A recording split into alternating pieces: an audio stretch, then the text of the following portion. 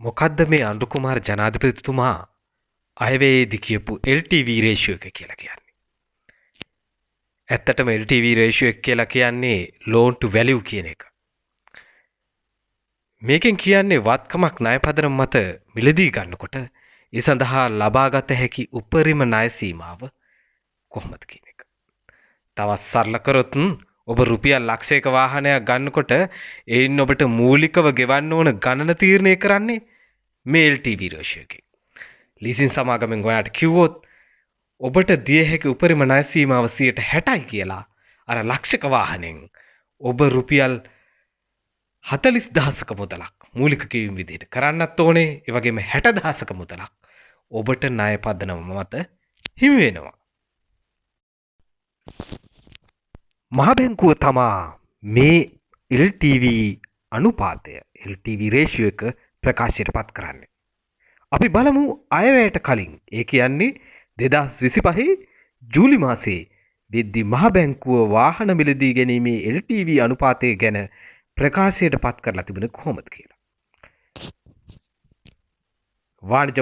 වාණිජ කාණ්ඩයේ වාහන සඳහා 80%ක්, පුද්ගලික වාහන සඳහා 70%ක්, ත්‍රිවිල් සඳහා 50%ක් හා අනිකුත් වාහන සඳහා 70%ක් විදිහට විවිධ වාහන වර්ග කැටගරි කරලා ඒවට ලබා දිය හැකි LTV රේෂියෝ එක වෙන වශයෙන් දක්වලා තිබුණා. හැබැයි දැන් අලුත් තත්ත්වය මොකද්ද? වාණිජ කාණ්ඩයේ වාහන සඳහා 70%ක්, පුද්ගලික වාහන ඇතුළු අනිකුත් වාහන සඳහා 50%ක් LTV රේෂියෝ එක මෙවර අයවැයෙන් නියම කරලා තියෙනවා. මේ තියෙන්නේ මහ බැංකුව ප්‍රකාශයට පත් කරපු නව LTV රේෂියෝ අනුපාතයන්. මේකට අනුව අනුපාතයන් පහළ ගිහින් තියෙනවා. අනුපාතයන් පහළ යනවා කියලා කියන්නේ වාහනයක් මිලදී ගැනීමට ඔබ උත්සාහ කරනකොට ගෙවිය යුතු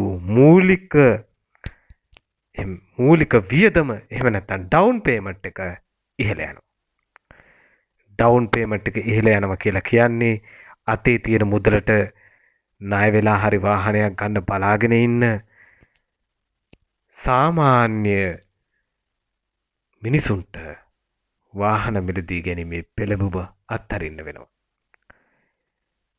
ඒ නිසා ඔබ මේ වෙලාවේ වාහනයක් මිලදී ගන්න බලාපොරොත්තු වෙන සිටිනවා නම් මේක ඔබට හොඳ ආරංචියක් නෙවෙයි.